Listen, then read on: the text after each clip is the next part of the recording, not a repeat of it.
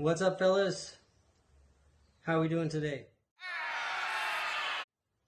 So, I guess we know why we're all here this afternoon, right? Principal Skinner found you guys vaping in the boys' bathroom this morning.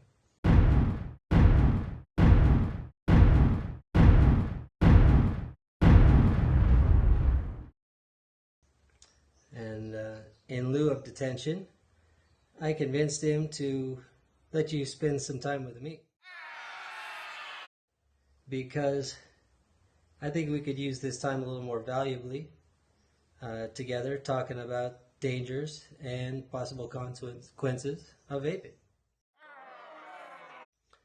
So hopefully afterwards you'll see for yourselves that vaping is kind of a stupid thing to get into. So let me start by saying you guys are definitely not alone. In fact, e-cigarettes are the most common tobacco product used by adolescents. According to the CDC, more than 3.5 million teens reported using e-cigarettes in 2018. That's it. 1.5 million teens more than 2017. That's a 78% increase among high school students and a 48% increase among middle schoolers. So, despite these claims that these things were made to help adults quit smoking traditional cigarettes, evidence proves otherwise, and it's creating a danger to kids. So much the Surgeon General of the United States just released an emergency warning about it.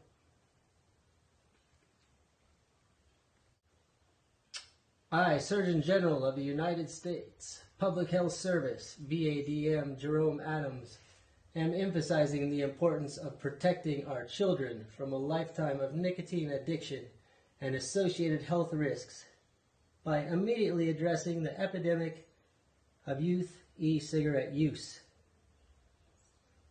The recent surge in cigarette use among youth, which has been fueled by the new types of e-cigarettes that have recently entered the market, is a great cause for concern. We must take action now to protect the health of our nation's young people. Know the risks, take action, and protect our kids. Okay, let's start with the basics. What exactly is vaping? Using an e-cigarette is simply called vaping because of the word, hey Pooh Bear. Vapor. Yeah, vapor. Good job. They're battery-operated devices, heat a liquid, they release an aerosol, and that's inhaled by the user. And this liquid is what contains propylene, glycol, nicotine, flavorings, and other chemicals. So adding to the problem is now that there's all these different kinds of e-cigs available. We got our vape pen, the mid-size e-cig device, the mod box, the USB, and the Juul. You know what they all have in common? They're all bad. You want to know why? Well, e-cigarette vapor may have fewer toxic substances than cigarette smoke, but users are still exposed to nicotine, which is a really dangerous and highly addictive chemical. And there's still other toxins, metals, and contaminants on top of the nicotine. So, these vape makers, they claim they're providing this healthy alternative to smoking. Most of you guys don't even know it's bad for you. And then they put them in these, cool designs. And then they spend millions of dollars on marketing trying to get you guys hooked on them. They make you think it's cool. But smoking isn't cool. You want to know what the reality of smoking is?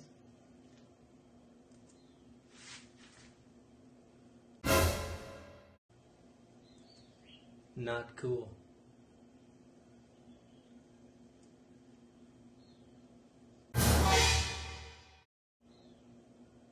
Not cool.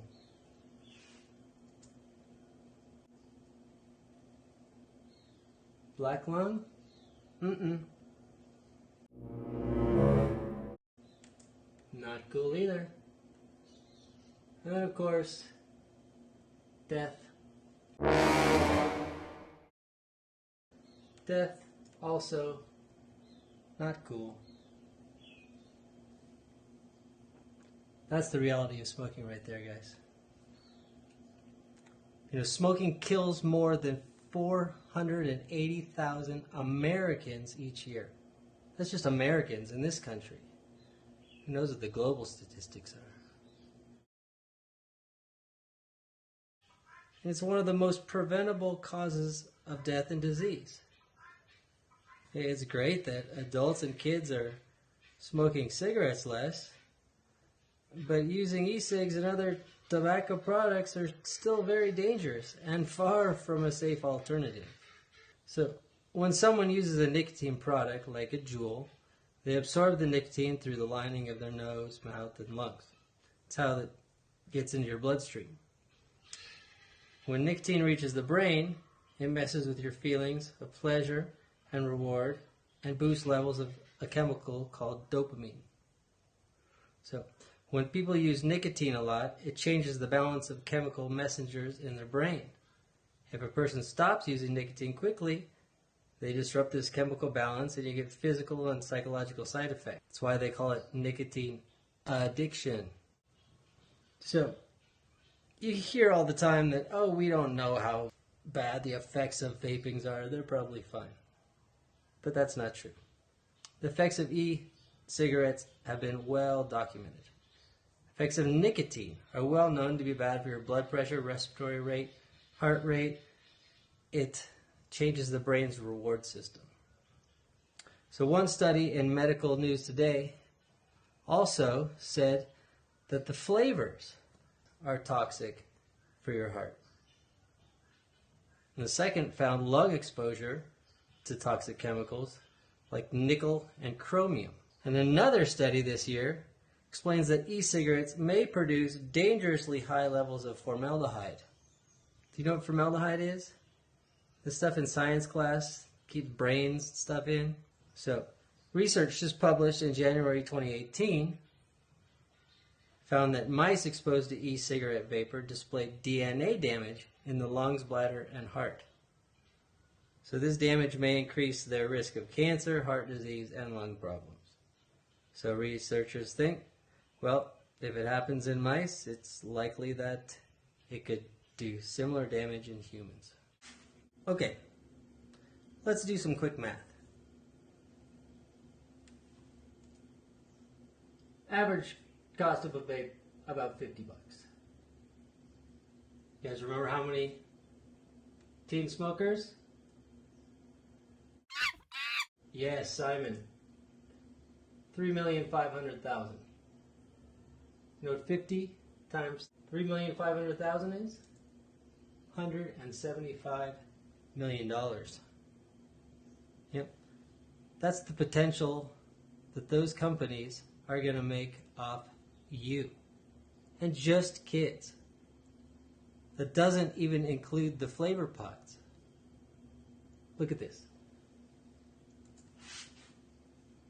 Even the cheapest vaping system is $35 a month. That's $420 a year.